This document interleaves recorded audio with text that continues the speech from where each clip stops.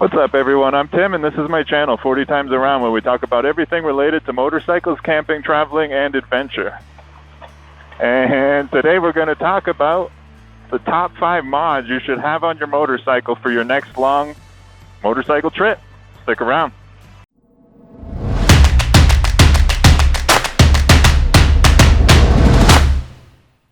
What's up, everyone? I hope you all had an awesome weekend. We're out riding around in Prescott right now, and I wanted to tell you guys about my top 5 choices for modifications to do to your motorcycle before a long motorcycle trip. And the number one thing is going to be highway pegs or foot pegs, something to put your feet out. I use these things so much. I mean, probably as much as I use my regular foot pegs. And it's just great because it gives me another position to sit in, gives me a chance to stretch my legs out. It definitely extends how long I'm comfortable on a motorcycle. So highway pegs are amazing. They give me a few different positions to sit in. They extend the amount of time I'm comfortable on the bike. They help with blood flow in my legs, which can be a major issue when you're sitting on a motorcycle all day. In a kind of cramped position. It's nice to have different positions you can sit in. So highway pegs, totally worth it. Now, I went a little above and beyond on this, and I spent about $100 on mine. And the reason I spent that much is because I come to places like this, and I'll be honest, every once in a while, I'll drop my bike. It just kind of comes with the nature of what I'm doing out here. So I wanted some highway pegs, some footrests that would hold up to that. So we spent a little extra on ones that were a little beefier. They swivel and you know, they just hold up a little better. You can get them pretty cheap on Amazon, and if you're not on an adventure bike, then there's really no reason to spend that much. Because you don't really have the same risk of dropping the bike that I have.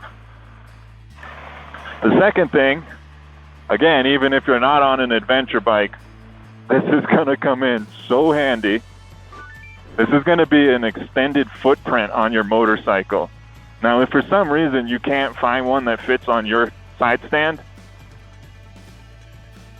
you can actually, oh, that's really cool.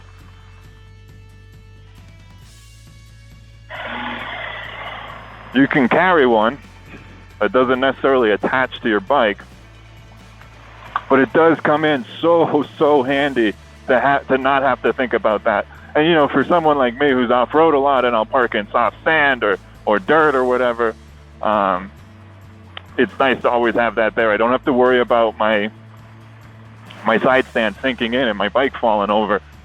Even on pavement, a hot day in Arizona, not even kidding, you can sink right into the pavement.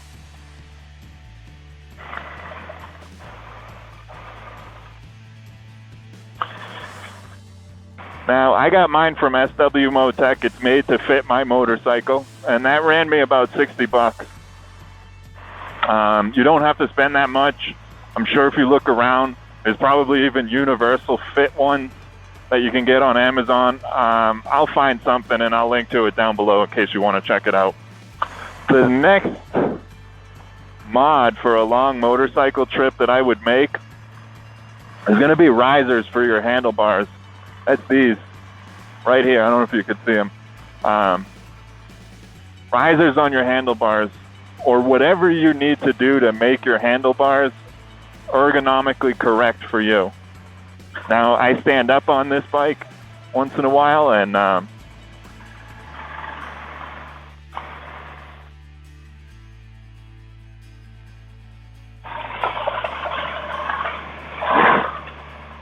kind of like that. And when I stand up, I really don't want to be hunched over because I'll be on trails or dirt fire access roads like this,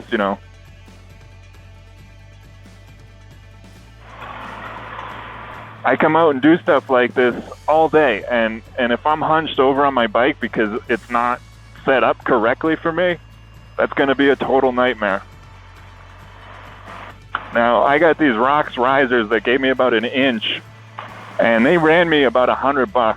Rox risers are not cheap, but they're kind of like, I don't know, the industry standard for risers, especially for adventure bikes. And they help a lot when I'm just sitting on the bike like this too. They just get a good fit for me. You know, my shoulders are just nice and just kind of at a good position. Even if you're on a cruiser, there's things you can do to your handlebars, because I've been on bikes where handlebars were not set up correctly for long distance travel, and it gets old real quick.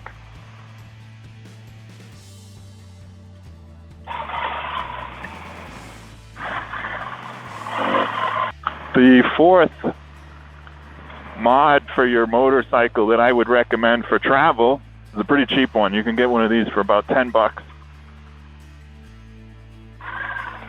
And that is a pigtail, a battery tender. You just kind of leave them stubbed out underneath your seat, and it's a quick connector for any battery tender accessories. So if you need to jump your bike, you don't have to take the seat off and get to the battery and all of that. But you can also you can plug a 12-volt battery charger, so you could charge your phone or whatever else from it too. And you can position it so it's near your side case or your saddlebags or whatever. So you just slip your phone in the saddlebags, charge it, whatever, while you're riding. That's really handy. They're just, for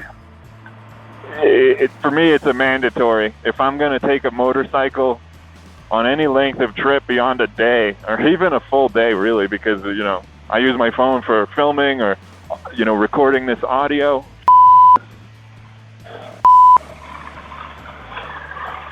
Suicidal squirrels out here. I use my phone for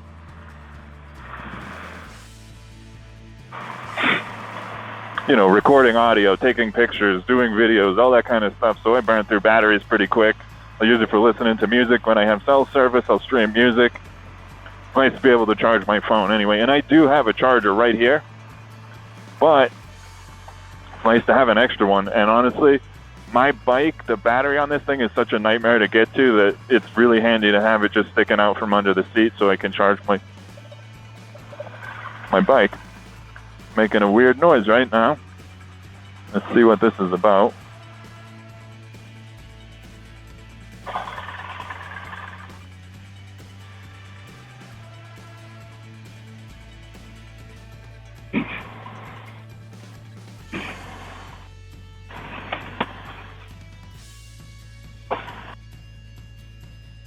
So the fifth and final mod for motorcycle travel for the day is going to be a phone holder. I have this cheapo here, and it does the trick. I mean, it's not great.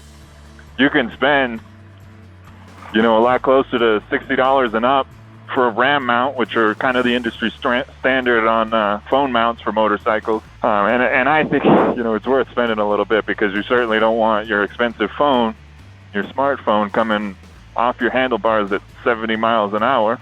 So it's nice to have, you know. Sometimes I'll use my phone for a GPS. It's just easier than transferring an address from my phone that I Googled something over to my GPS. It's easier to just flip on the GPS on the phone. Anyways, it does come in handy, I think, more often than you'd realize. I'm certainly not, you know, answering text down here while I'm riding. But anyways, those are the 5 mods for motorcycle travel. Those are the ones I have for you for today anyway. I hope you guys got something out of this video. If you did, as always, make sure to hit the like button. Don't forget to subscribe and hit the bell. And that way you don't miss anything whenever I post something new about motorcycles, camping, travel, and adventure. Question of the day: what is the one thing you would have modified on your motorcycle for your next long trip? Or something maybe that you already have? Let us know in the comments below. Anyways, thanks for watching, and I'll see you in the next video.